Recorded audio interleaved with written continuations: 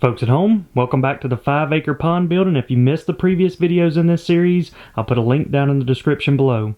And we're finally at the most anticipated part of the pond build, and that's filling it up with water. And this is our 4th week that we've been pumping water in from our underground well, and over the past 28 days it's probably only rained once.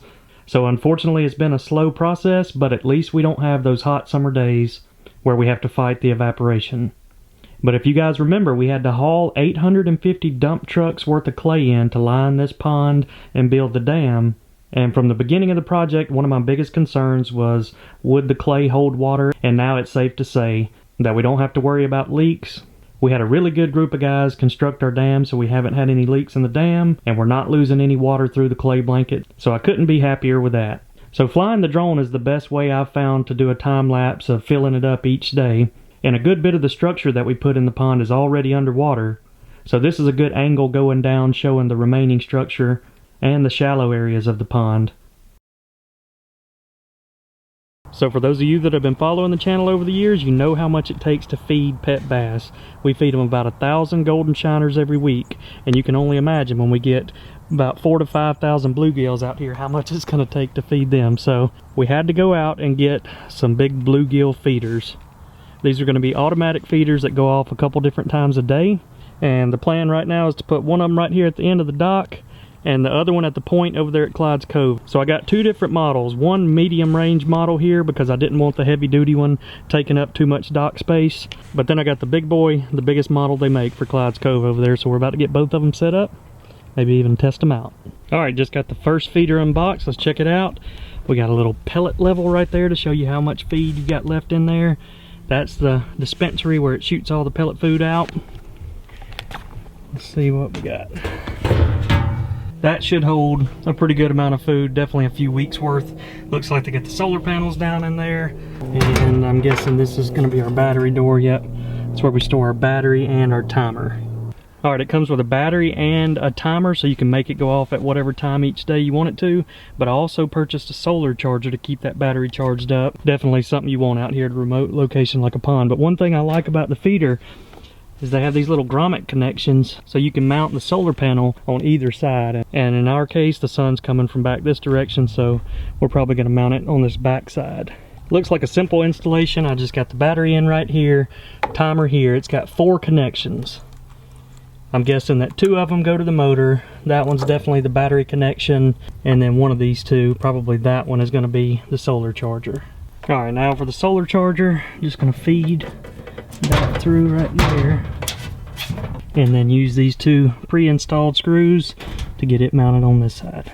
Now I laid it over on its side to get the legs attached, and that's one thing I really like about this line of feeders. So if you're putting it on a dock, it comes with straight legs, but just say you were installing it on a bank over there that's got a little bit of a slope, they make adjustable legs, kind of like a tripod, that'll extend out and keep everything balanced, which is what I got on that setup over there. So you'll be seeing that here in just a minute. So here's my predicament. So I got everything put together, and the last step is to bolt the legs down into the dock. But initially I wanted to put it dead center right here in the middle of the dock, because I have a feeling that most of the bluegill are going to hang out up under here and then go out to feed whenever it goes off. But it does kind of take up some of the good view of the pond, so I'm thinking about sliding it over right to that corner. And it's got a pretty good range as far as how far it can shoot, so a lot of bluegill may hang out around the oak throne over there. So I may slide it over here on this corner, and that'll give us all of this area for a nice good view if we're just out here hanging out. And if you're fishing right in this area, hook up to a big bass, you don't have to worry about that obstacle being in the way. But I can always move it at a later day. Yep, I think that's where it was meant to be, over there kind of out of the way. We'll try it like that to begin with. Alright, I got the legs bolted down because you know we got the hurricanes here in South Alabama.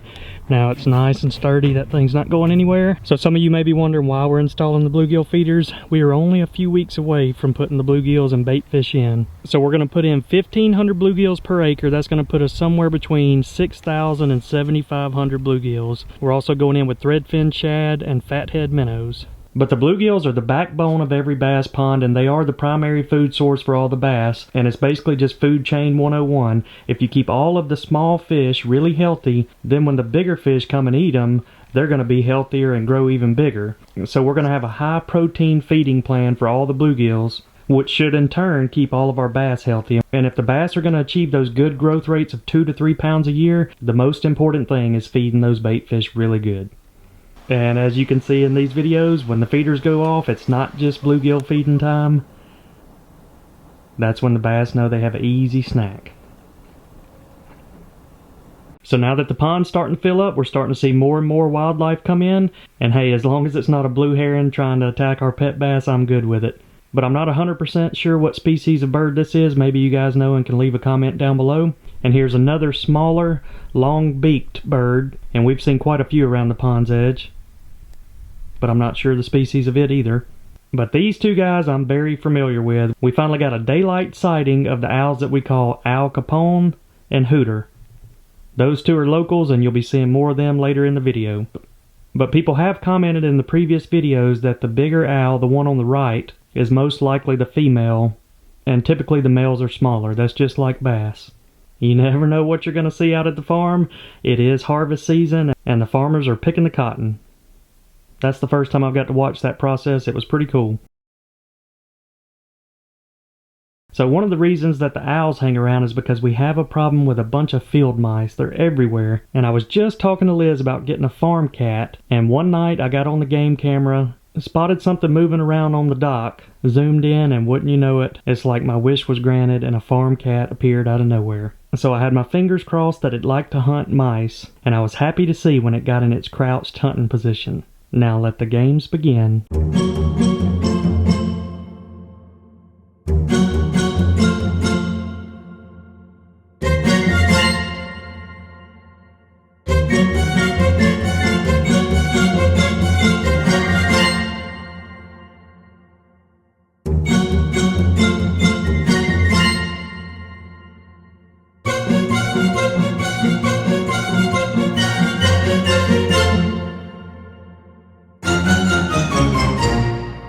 Alright, now it's time to install the big boy. We're going to put it right out here off this point right here.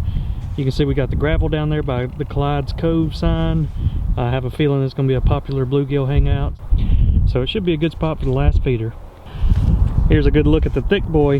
Man, that thing's going to hold a lot of food. You can tell how much bigger it is in size. Alright, just got this one set in place, and the difference in this feeder is that it has those adjustable legs, so when you mount it on a hillside, you can extend those out and get everything nice and level. That definitely came in handy. Got it all set up right here on this hillside. Alright, I got everything staked in, got the solar panel mounted on this side, facing the afternoon sun. Now, before we put any food in it, let's do a test run. Not sure if you guys can see that, but we're going to select a test run for 2 seconds. It says press the key to stop, stand back. It's giving a 10-second countdown timer. Better get the level out of there. Here we go. Dang. It ain't gonna take long at that rate to spit a lot of food out. Alright, time to do a test feeding, and the food that I'm going with is Purina Aquamax 500, and the 500 is the smaller size, and the reason for that is when they put those bluegills in, they're going to be small and they can't eat those bigger pellets. They also make a starter which has even smaller pellets, but we're going to try that to begin with. Hopefully they'll eat it good, and then once they start getting bigger, you can swap to a mixed size called MVP, and that has a variety of small and big pellets. But let's go ahead and do a test feeding. You can see a bird's been sitting up here.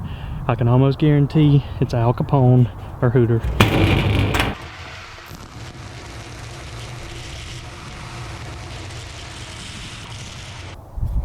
Let's just do a couple seconds. 3, 2, 1.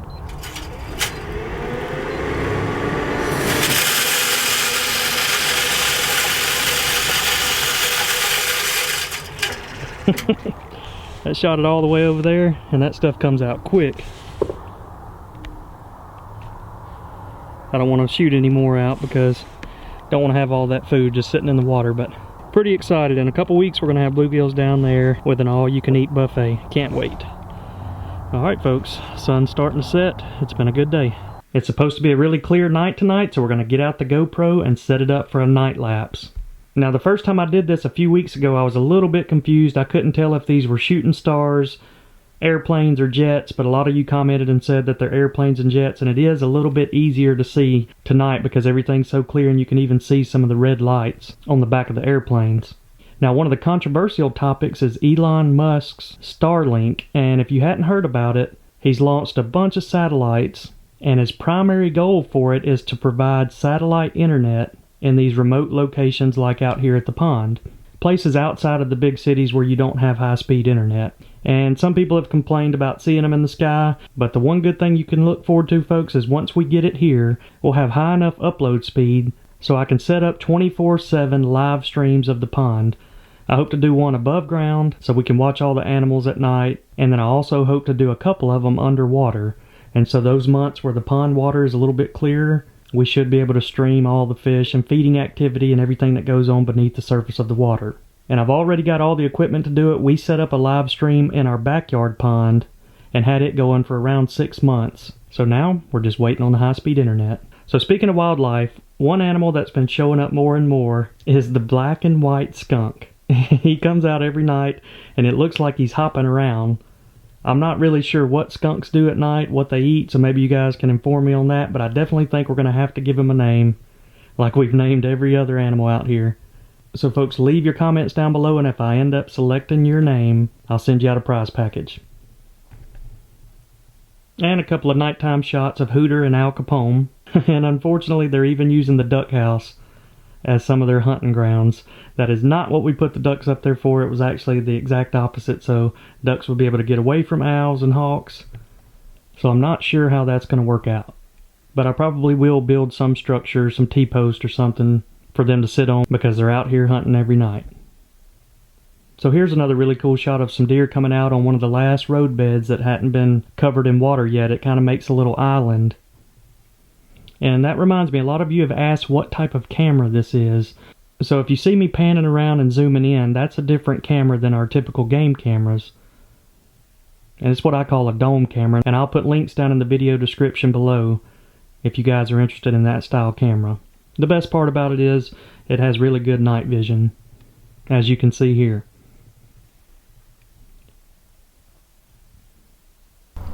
This is that island over here in Bonnie's Bayou that all the deer have been hanging out at. Last little road bed that hadn't been covered in water just yet. So we've been in a pretty long drought, so it's been a struggle getting our winter ryegrass to sprout. And as you can see here, we're using the well and a sprinkler, and it's actually working in this area. And the main goal with the ryegrass is to help with the erosion around the pond and the pond dam this winter. And now it's time to feed the most aggressive bass in the world, Mr. Moby. He is bulking up for the winter.